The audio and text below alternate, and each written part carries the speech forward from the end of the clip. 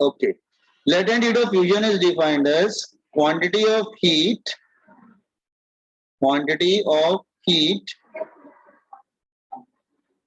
absorbed, quantity of heat required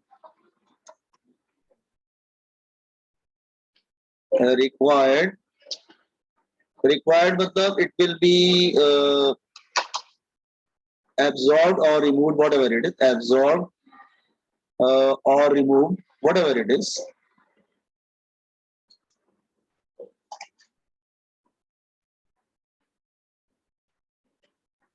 So latent heat fusion is defined as quantity of heat required, whether absorbed or removed from the substance to change state of unit mass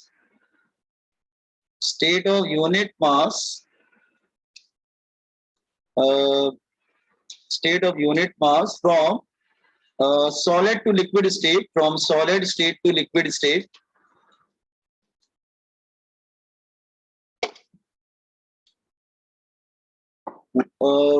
while temperature remains constant. Temperature constant रहेगा. Temperature remains constant. Temperature should be constant. तो इसका मतलब at melting point.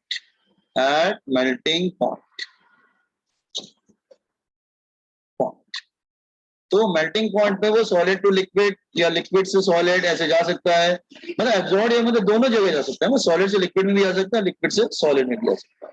Formula same रहेगा, formula में कोई changes नहीं होते हैं. इनटू एम फॉर्मूला वही रहेगा, फॉर्मूले में कोई चेंजेस नहीं रहेंगे, बाकी सब सेम रहेगा. अच्छा, एक बात तुम्हें याद रखना पड़ेगा, लर्न इट. क्या? आइस और वाटर वाला याद करना पड़ेगा. आइस एंड वाटर, यस, ये याद करना पड़ेगा. This one here, just wait एक सेकंड. आइस और water, you have to learn it.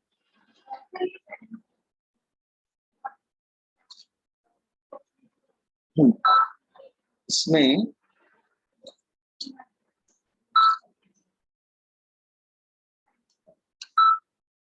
हाँ, this one ice and water, हाँ आइस और वाटर के बिटवीन होगा. आइस एंड वाटर, इसमें लेटेंट हीट ऑफ फ्यूजन जो होता है ना, वो होता है एक्चुअली 80 नियर अबाउट 80 कैलोरी पर ग्राम. ये याद करना पड़ेगा, लर्न इट. एग्जाम में नहीं दिया रहेगा, कॉम्पिटेटिव एग्जामिनेशन में, बोर्ड्स में भले दे देगा लेकिन कॉम्पिटेटिव में नहीं देगा. Is it clear? और अगर उसको दूसरी में करना है, जस्ट बिकम 333.33 होगा, 10⁵ जूल पर केजी. स्टूडेंट ज्यादा वो प्रेफर करता है डूइंग इन कैलोरी, क्योंकि छोटा नंबर होता है तो कैलकुलेशन भी छोटा रह जाता है, तो इजीली हो जाता है. लेकिन याद रखना, कैलोरी के साथ ग्राम यूज होता है, जूल के साथ केजी यूज होता है, ये बात ध्यान रखना, मिक्स मत करना. कैलोरी मतलब ग्राम, कैलोरी के कॉम्बिनेशन में ग्राम यूज होता है, जूल के कॉम्बिनेशन में केजी यूज होगा. Is it clear? Got it? अच्छा, तो ये याद रखना, आइस और वाटर. एक और होता है, दैट इज लेटेंट हीट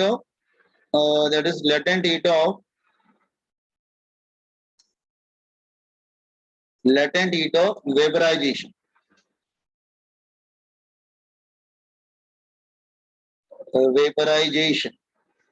देखो पूरा थ्योरी है, आपको समझना पड़ेगा बेटा. हाँ, vaporisation,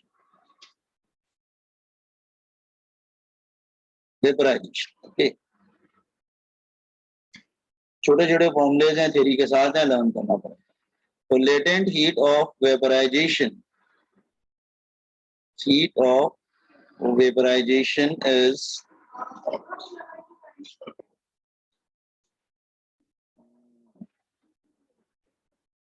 is defined as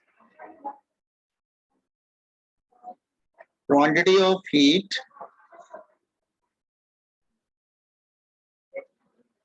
required. It may be absorbed or removed,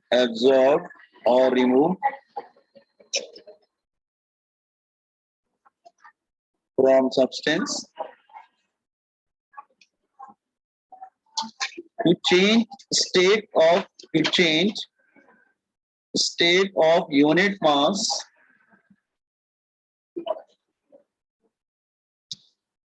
from liquid state to gaseous state, gaseous state,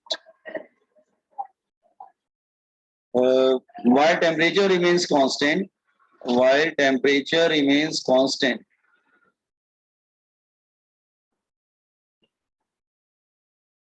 at boiling point.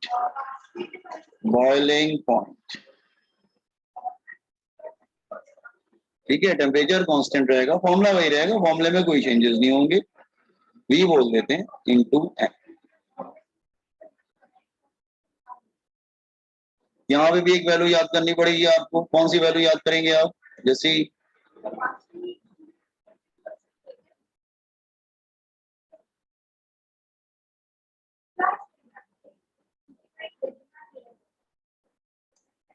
Okay, this one, इसमें वाटर और स्टीम के बिटवीन रहेगा, वाटर स्टीम। तो ये याद करना पड़ेगा वाटर स्टीम वाला। Latent heat of vaporisation near about 540 होता है, 540 अप्रॉक्स ले रहे हैं, 540 कैलोरी पर ग्राम, और ये वाला ज्यादा इंपॉर्टेंट है। आपने लोअर स्टैंडर्ड पढ़ा होगा ना, it is more severe to burn with 100 degree Celsius water and 100 degree Celsius ice. अगर sorry 100 degree Celsius water and 100 degree Celsius steam, आप 100 डिग्री सेल्सियस स्टीम से बर्न करेंगे तो वो ज्यादा सीवियर होता है as compare to 100 degree Celsius water. क्यों? क्योंकि उसमें 540 कैलोरी ऐड हो जाती है। और इज इट क्लियर? और अगर उसमें करेंगे तो इट बिकम 22.6 10⁵ जूल पर के। वैसे आप प्रेफर किस में करोगे न्यूमेरिकल? आप प्रेफर करोगे 18 540 sorry 540। Is it clear? So हमने स्पेसिफिक हीट पढ़ा, लेटेंट हीट पढ़ा, ठीक है, हमने कुछ फॉर्मूले समझे, उनकी वैल्यू समझा कि वैल्यू लर्न करना पड़ेगा आपको। आइस सबके लिए लर्न करने की जरूरत नहीं, नो, सिर्फ ice water and water steam वाला सब लर्न करना पड़ेगा। Is it clear?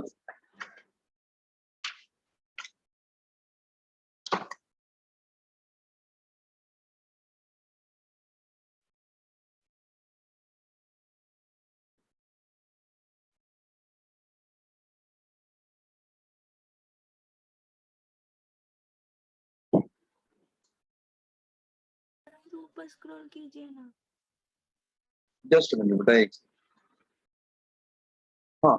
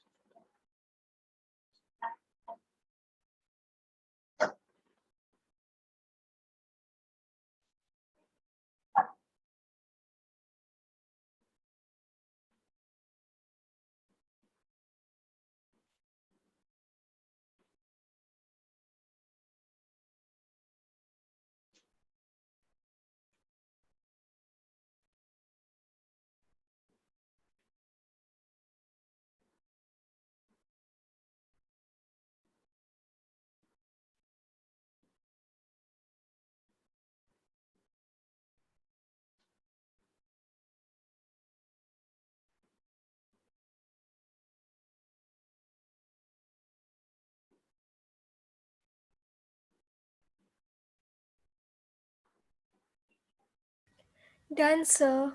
Okay. Now, see,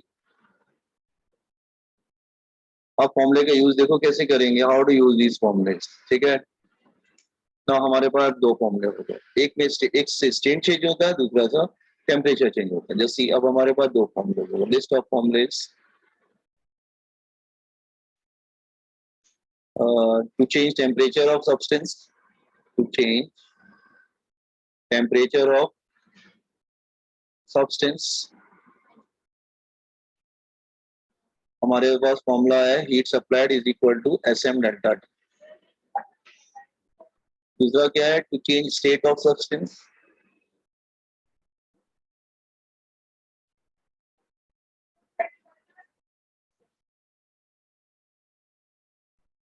delta Q is equal to L into N।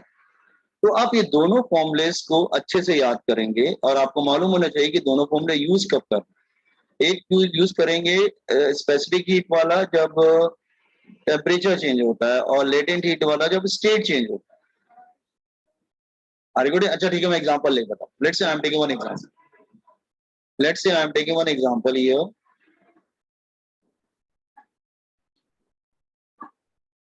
Let's say suppose कर लो, अगर मैं कुछ एक how much heat required, question लिख ले लेता हूं, how much heat required to change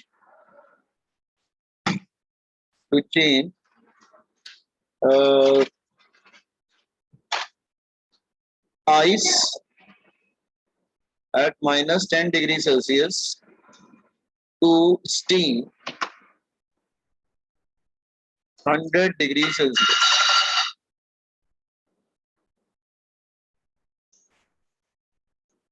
How much heat required to change ice from minus 10 degrees Celsius to steam 100 degrees Celsius? Question समझ में आया?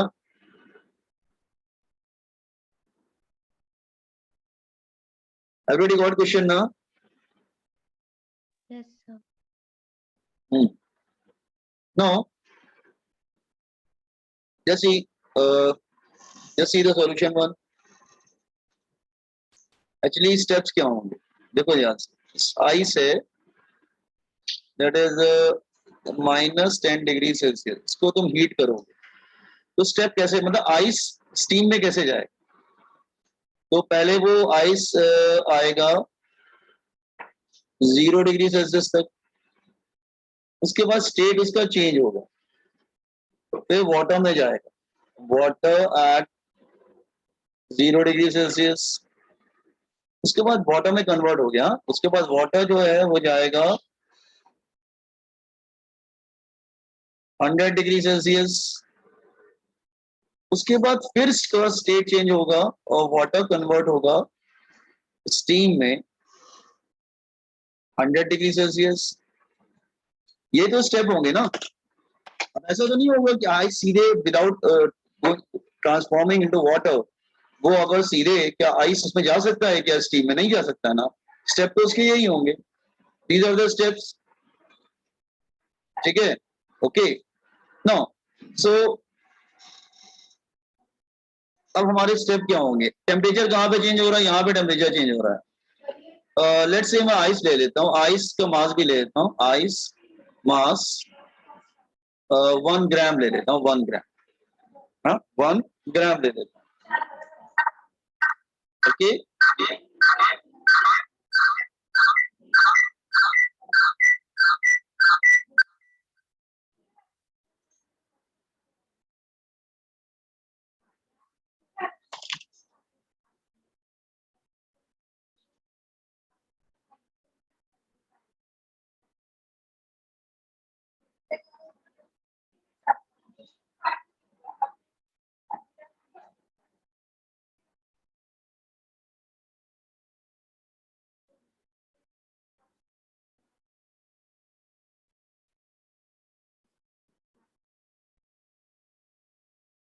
जस्ट होल्ड ऑन, हाँ नो, तो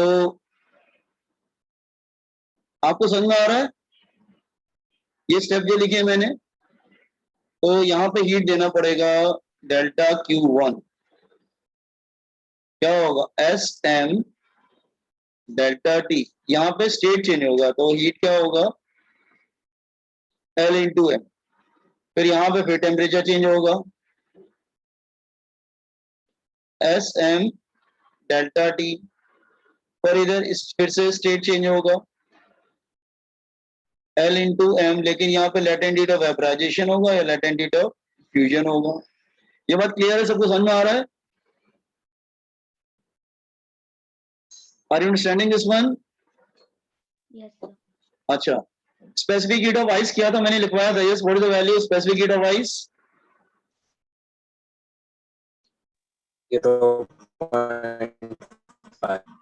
0.5 0.5 mass कितना लिया है, 1। टेम्परेचर कितना चेंज हो रहा है, 100 से 0 तो 10 हो जाएगा, 10 माइनस 0 तो कितना आ जाएगा, 5 कैलोरी। दूसरे पे आते हैं, what is the latent heat of ice? Ice कितना लिया था latent heat of ice calorie में?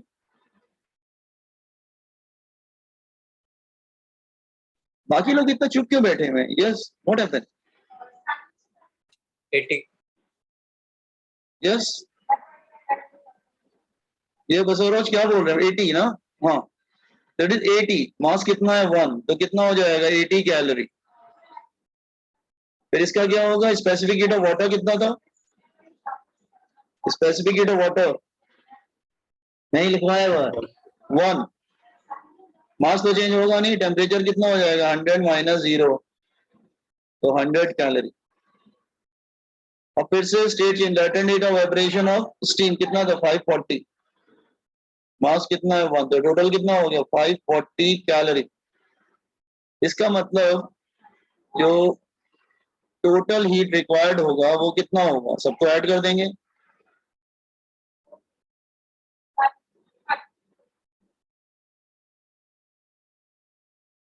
5 प्लस 80 होगा ना, 80।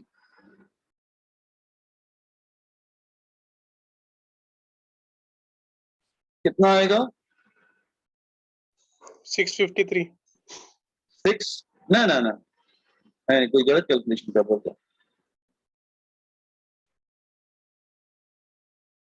6 कैसे आएगा, 7 आएगा ना। 725. 725 क्या दिया, हाँ सर गलत हुआ 720। तो आर कटिंग, अब फॉर्मूले को देख के यूज करो। जब टेम्परेचर चेंज करना है तो स्पेसिफिक हीट वाला फॉर्मूला यूज कर लो। तुम्हारे पास दो ही तो फॉर्मूले हैं। एक तुम्हारे पास फॉर्मूला है जब तुम्हारा टेम्परेचर चेंज होगा किसी बॉडी का तो ये इसके फॉर्मूला रहेगा, और स्टेट चेंज होगा तो ये फॉर्मूला हो जाएगा। दो ही फॉर्मूले, और वैल्यू सबकी याद करके जाओगे। Put on this example,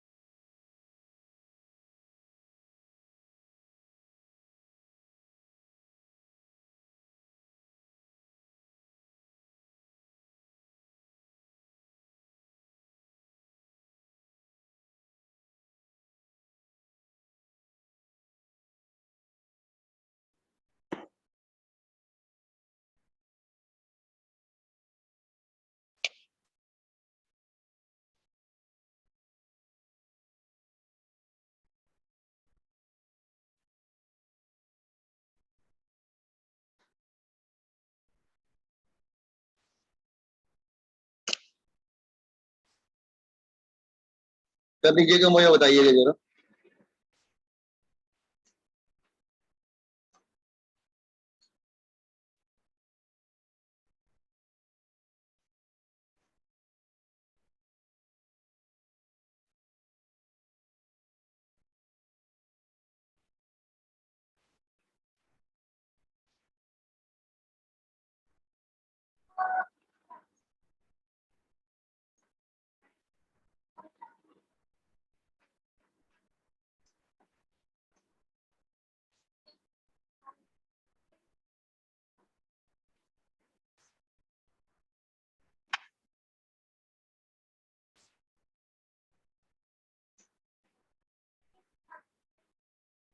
Done.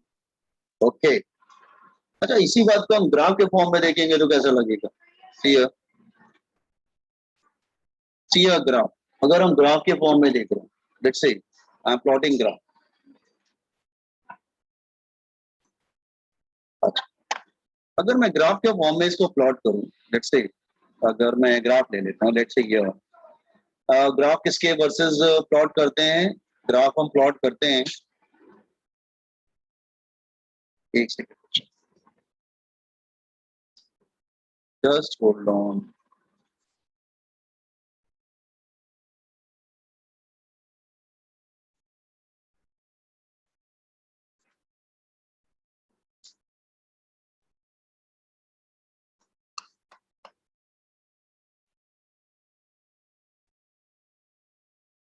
Let's say मैं ग्राफ प्लॉट करता हूं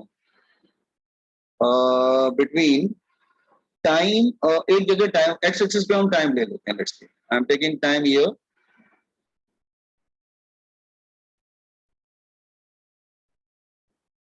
टाइम, और वाई एक्सिस पे सपोज कर लो मैं टेम्परेचर ले लेता हूँ।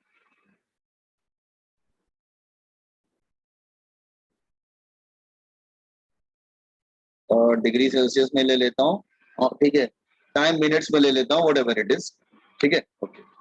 मिनट्स में ले सकते हैं, मिनट्स में लेना पड़ेगा, सेकंड में नहीं लेंगे, ठीक है ओके। तो हमने कैसे स्टार्ट किया था? आइस हमारा किधर था? आइस हमारा सपोज कर लो -10 डिग्री सेल्सियस पे है, तो हमने उसको हीट करना स्टार्ट किया था, तो क्या हुआ? वो पहले पे कहाँ गया? अच्छा, पहले स्टेप बना लेते हैं हम अपने, ठीक है।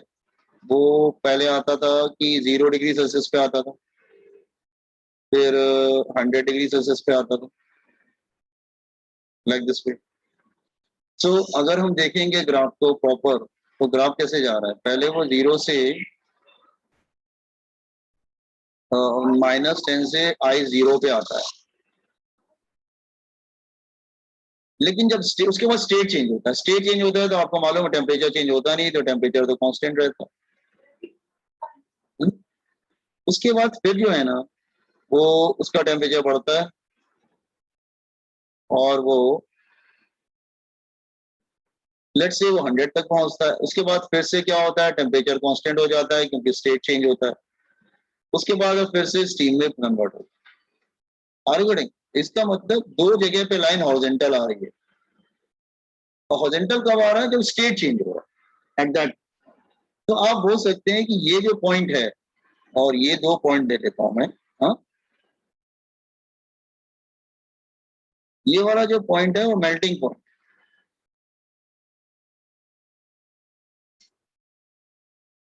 And this point is boiling point.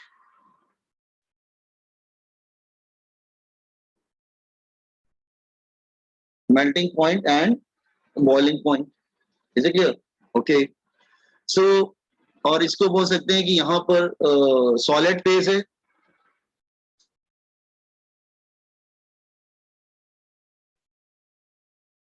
जैसे आइस, फिर यहाँ पे लिक्विड फेज आता है,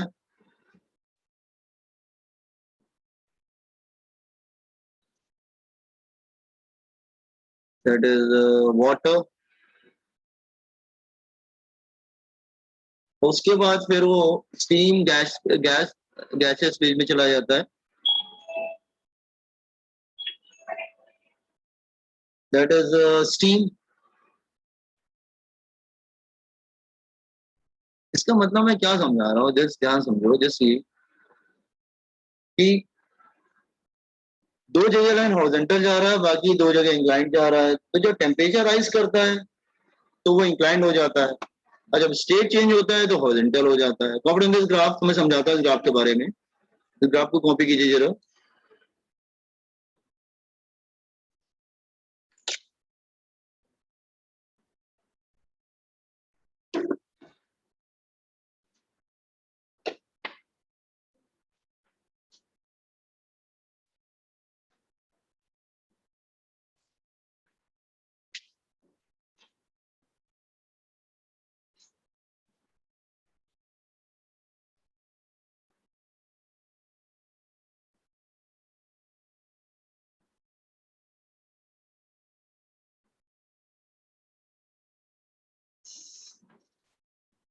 इसको सपोज अगर हम नेमिंग कर दें, लेट्स से नेमिंग कर देते हैं, लेट्स से अगर मैं इसको ले लेता हूँ पॉइंट ओ, इसको ए ले लेता हूँ, इसको बी ले लेता हूँ, इसको सी, इसको डी और इसको ई ले लेता हूँ, लेट्स से।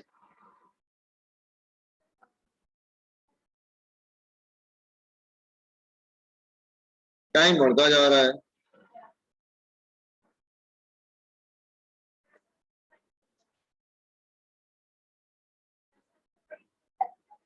ठीक है, ये T1 हो गया, ये T2 हो गया, टाइम इंक्रीज होता जा रहा है, ये T3 हो गया, लाइक दिस फेज, जैसे time goes on increasing, time बढ़ता ही जा रहा है।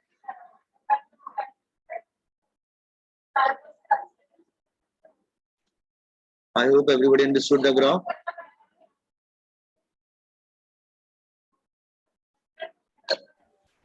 Yes, sir.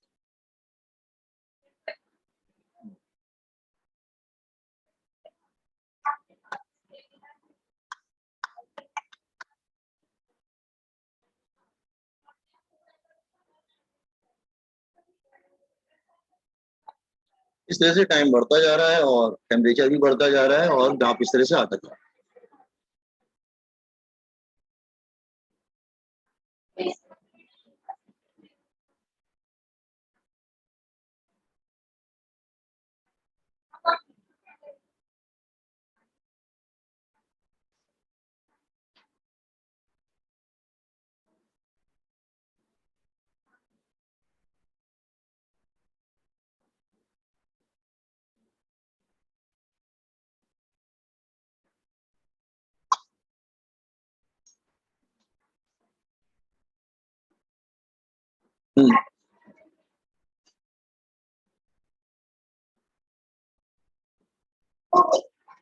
कंप्लीट किया करो तो मैं बताना, मैं प्रोसीड करूंगा फिर। Done, sir.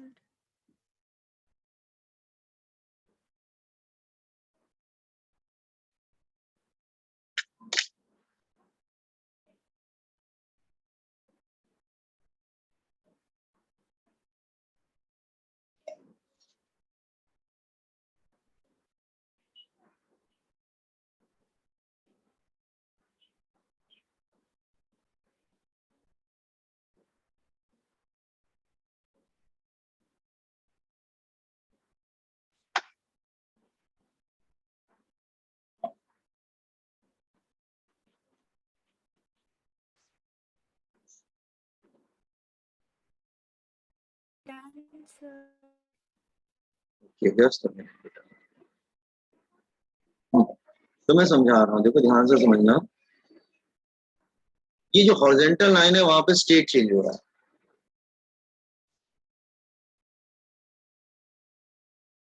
जो हॉरिजॉन्टल लाइन है वहां पर स्टेट चेंज हो रहा है।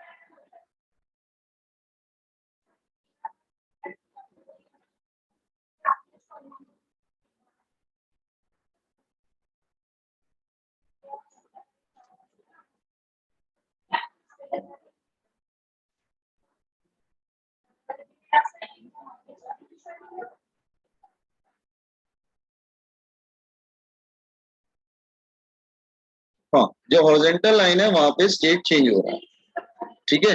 अच्छा, तो इसका मतलब दो तीन बातें न्यूमेरिकल के लिए ध्यान रखें। फर्स्ट पॉइंट, ये जो ए बी लाइन है, इसकी लेंथ जो होगा ना, किसके प्रोपोर्शनल होगा? Latent heat of fusion. LF मतलब latent heat of fusion, latent heat of fusion.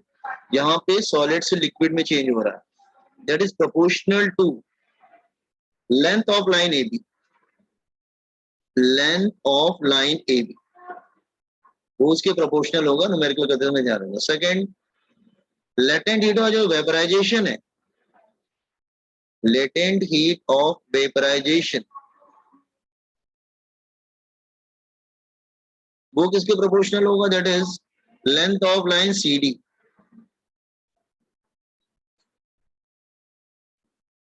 C D. अब बाकी दो लाइन क्या होता है? अब ओ ए और बी सी लाइन की बात हो रही है, तो जो स्पेसिफिक हीट होती है, specific heat, you can say specific heat is inversely proportional to slope of line OA. Inversely पर स्लोप मतलब tan थीटा, जो भी यहाँ पे एंगल बनता है दैट इज थीटा, ठीक है। और दूसरा वाला भी सेम रहेगा, that is the fourth one, specific heat is inversely proportional to slope of line AB. Let's say हम tan phi ले लेते हैं, यहाँ पे एंगल फाई कर देते, तो ये ध्यान रखना है specific heat inversely proportional to slope होगा। क्लियर? ये ग्राफ्स पे न्यूमेरिकल्स आते हैं, जेई वगैरह में आते हैं, नीट में भी आ सकते हैं, ठीक है। तो ध्यान रखना कि क्या हमने बताया, हॉरिजॉन्टल लाइन जो लेटेंट हीट के प्रोपोर्शनल होता है, और जो स्पेसिफिक हीट होता है वो स्लोप और inversely proportional to slope of line, slope है tan थीटा। Got it? ये बात हम लोग ध्यान रखें। Open this one information.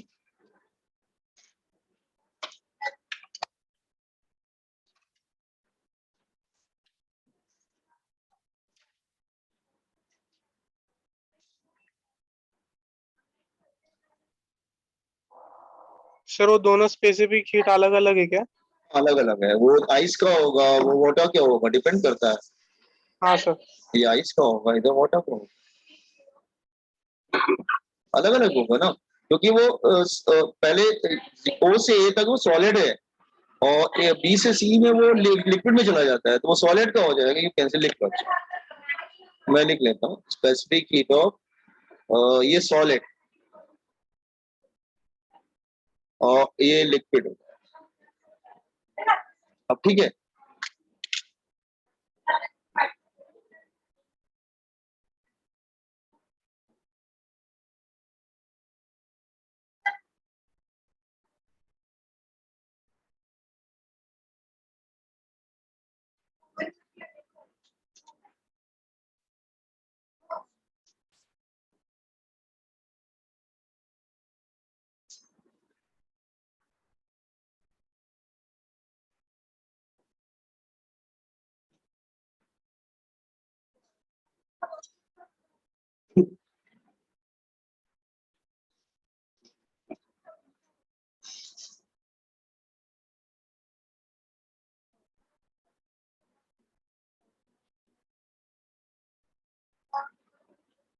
Done. Sir वो नीचे स्लोप ऑफ लाइन CD होगा ना? ऐसे होगा नहीं, सीडी लाइन तो ऊपर है, वो तो हॉरिजॉन्टल लाइन, वो तो latent heat of vaporation A B है, इस ठीक है, वो बीसी होगा, नहीं बीसी होगा, sorry. Oh yes yes yes correct, let me make correction. ये बीसी होगा, नॉट सीडी नहीं होगा, बीसी होगा।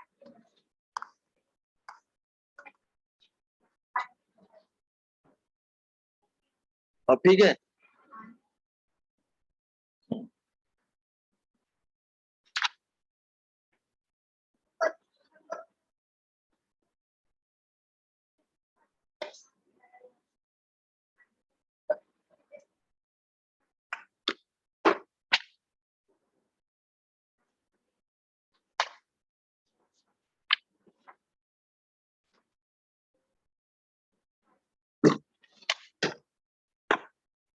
अच्छा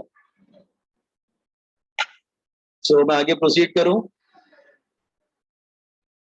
नाउ कैलोरीमेट्री की बात कर रहा हूं फिलहाल तो। ये डिवाइस क्या काम करता है? Yes, anybody having idea? Basically it's a device, लेकिन ये डिवाइस क्या काम करता है? यस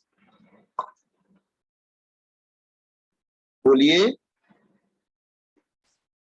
बिल्कुल शांत हो गए तुम लोग, क्या है?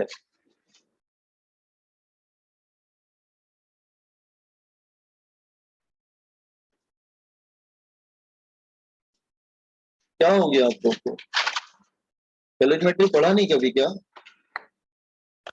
Calorimetry is a device used to measure heat heat measure करने के लिए यूज किया जाता है। इसका प्रिंसिपल क्या होता है? यस,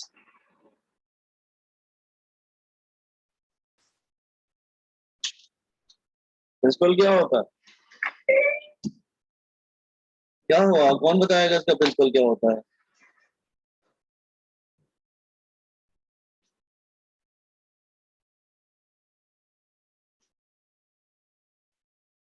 यस, खुशी, खुशी कंडेलवाल, क्या होगा इसका प्रिंसिपल?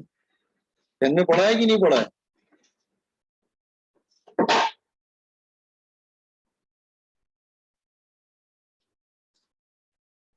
बोलो।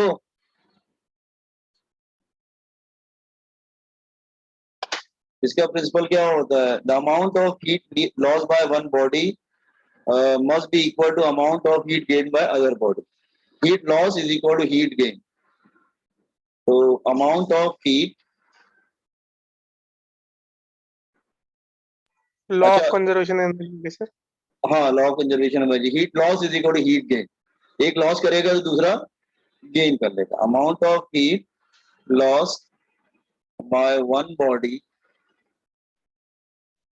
इज इक्वल टू, अच्छा लिंक जा रहा है, चेंज कर लेना। Amount of heat